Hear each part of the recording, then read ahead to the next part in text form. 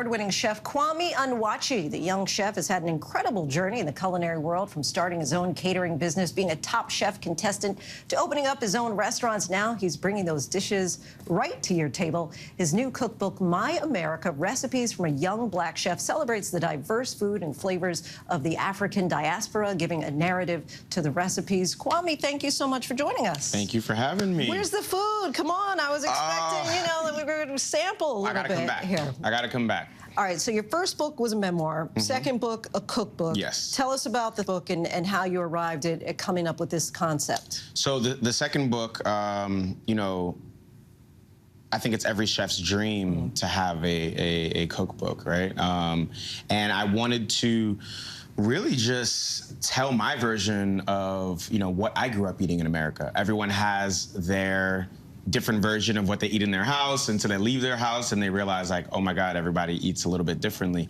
So mine was full of Afro-Caribbean recipes, you know, Southern recipes, and also stuff that's in the American lexicon of food. And so you really kind of focus here on African, Creole, Caribbean. How are you able to stick to the tradition of those foods, but at the same time give it your own flavor and stick to your own authentic style? Yeah, you know, I think it stems from just my culinary prowess of, like, what I went through in my professional career. And I view my food through that lens. So it's the same dishes, honestly. It's just done in a little bit of a different way. You know, making everything from scratch, procuring fresh ingredients, and putting my stamp on it that way. And so you grew up in New York. In the Bronx. All right, gotta represent there. Then you went and spent some time in Nigeria with your grandfather. Were you then, for the first time, introduced to a different flavor? No, you know, we ate a lot of Nigerian food growing up. Okay. I think it was definitely a little bit more pungent in the Bronx, in Nigeria. But it was the same food that I loved, you know, eating fufu and stew and,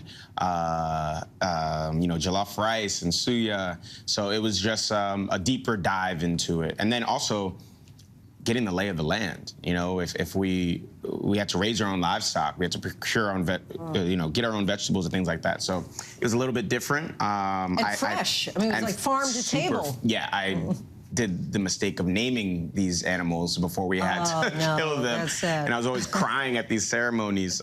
So yeah, it was interesting. And you've talked about how food of the diaspora has stood the test of time. And how are you now kind of giving voice to that? Well, I think, you know, you can't really talk about American cuisine without talking about West African cuisine. With the people that were taken was also their foodways and ingredients. And sometimes they were even taken to then tend the land.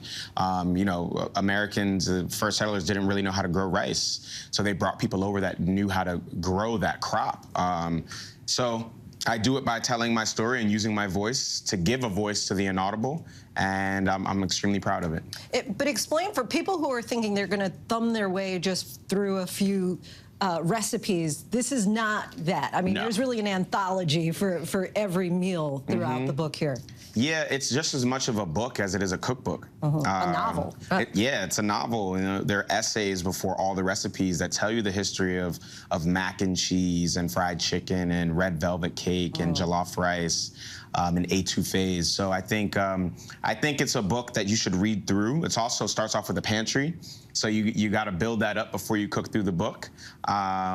So yeah, it's not a book that you fly through. I think it's a book that you really sit with and get to know a little bit. You said etouffee. I'm hungry now. Yeah. That's one of my favorites, and people rarely cook it properly. Yeah, it's watery and stuff. Kwame, we thank you so much. Of course. You know, I have this saying, I'm too anointed to be disappointed.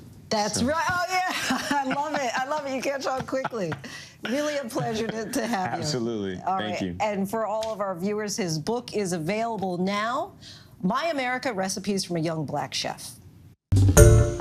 Hi, everyone. George Stephanopoulos here. Thanks for checking out the ABC News YouTube channel. If you'd like to get more videos, show highlights, and watch live event coverage, click on the right over here to subscribe to our channel. And don't forget to download the ABC News app for breaking news alerts. Thanks for watching.